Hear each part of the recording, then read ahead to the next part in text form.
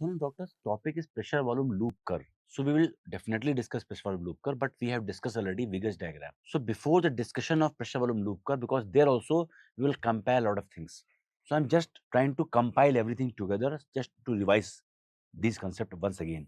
See, we have discussed about Wigger's diagram. From this point, if you see till this point, from 0 to 80 mm of Hg, which is this phase called as isovolumetric contraction.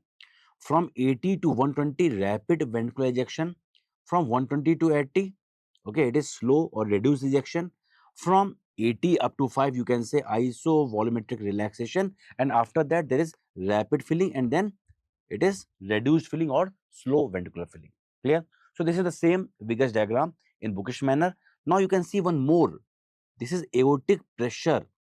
Okay, because in the pressure volume loop curve, I will be comparing with the aortic pressure also. So for that you need this also. Aortic valves open here, okay. Then it is aortic valve closing here, and the place where aortic valve is closing is called as dicrotic notch. This is a separate MCQ. What is dicrotic notch? So the area where aortic valve is closing, we are getting a notch in the aortic curve. So in the aortic pressure curve, we are getting a notch, and that beautiful notch, okay, you can see here once again, this notch is visible. It is like this. So this notch is called as dicrotic notch. Then we can see we have correlated with the ECG also and the mnemonic which I have given, if you remember, revised tuberculosis program, okay. And if you remember, R was S1 around, it is not just close to, T was around S2, P was around S4, so that in the exam it will be helpful. Now you can see here, S1 was R, so you can see S1 and you can see the R. So they are in the same line, S1 with the R, and you can see S4 is with the P. S4 is with the P, and with the T, you can see S2.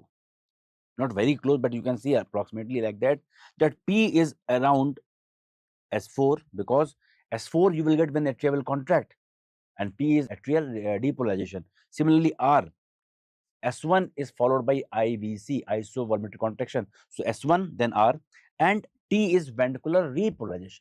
So S2 IVR. So this is S2, this is IVR T. And one thing more, ventricular volume. Pressure is increasing, volume is decreasing. Then in the jugular venous pressure, you must have seen AC, X, V, and Y. It was discussed in detail in jugular venous pressure video. So I hope this is clear. So just it is in a form of diagram, and everything is given in sync. So you can just see it in your book also and try to correlate. Okay, from 0 to 80 IVC, 80 to 120 rapid ventricular, 120 to 80 is slow ventricular, 80 to 5 it is isovolumetric relaxation, less than 5 rapid ventricular filling, and then slow ventricular filling. Is this clear, doctor? The minimum you must need that, and just purpose of this diagram is to show you about aortic valve, so that you can have no problem when I will compare with Wigger's diagram.